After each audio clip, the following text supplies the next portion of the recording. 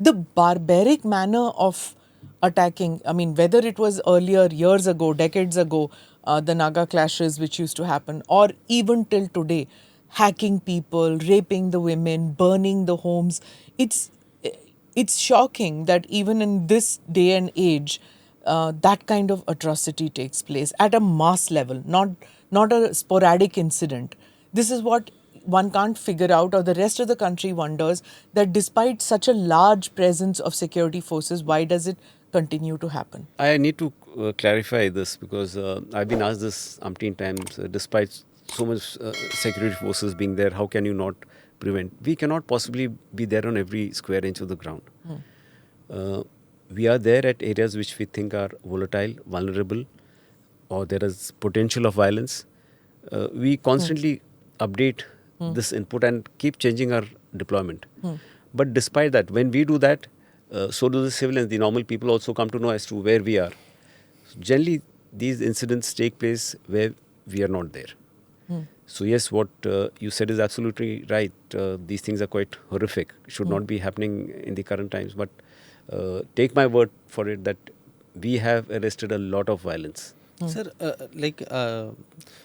you said a lot of violence was stopped because of presence of security forces, but this violence was large scale.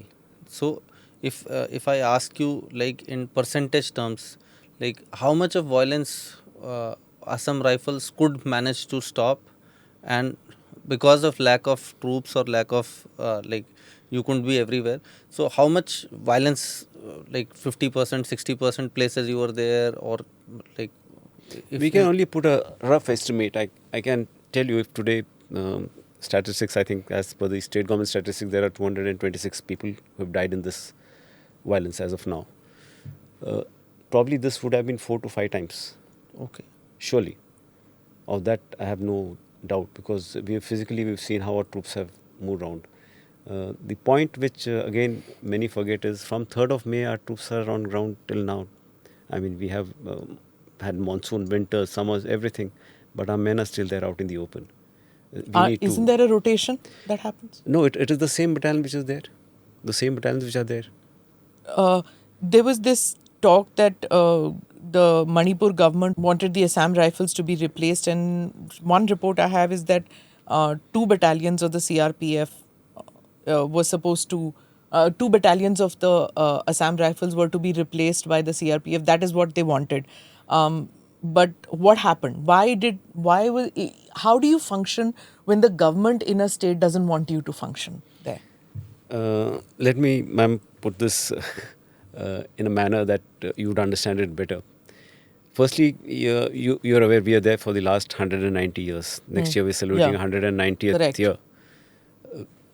Our existence in some way has been along with the Northeast. We have grown along with the Northeast. Wherever our campuses have been, many townships have come up around that. Aizwal, Kohima, some parts of Imphal to be more specific. Wherever our campuses were there, that's where the cities have developed. So our troops associate themselves with the Northeast a lot. And the experience that we have is phenomenal. So if we have been the net security providers for the people of the Northeast for the last 190 years, would anything change from 3rd of May? I don't think. Today you have a situation where all of us who were there then, 3rd of May last year, beginning from the army chief, the army commander, the corps commander, the IG South, the DG Assam Rifles, all of us have changed. Do you see Assam Rifles or for that matter Indian Army doing anything different from what happened then? No. So was the case earlier also. It is just that we were condemned because we were not allowing the mobs to undertake the activities in the violent manner in which they were doing. That is what was not liked. So this call for remove Assam Rifles. But let me tell you, the very people who are asking for removal of Assam Rifles are also the people who praise Assam Rifles. That hasn't come in the media as much. You would know that Manipur has faced 2 situations of flood in the last 4 months. We've saved close to 10,000 lives. And in those days when those floods were happening, the same people who are condemning us will going gaga over us. So Please you've read the done a media. tour of duty in Kashmir also, no? You know that happens even in Kashmir. So- So that is kind of a given. The same people are also in some way, at some point, also praising us. Yeah. They know for a fact that the only force which can restore normalcy here is Assam Rifles because of our permanent presence there. I am from the Indian Army, but let me candidly admit that even when the Indian Army troops come, they come from different places.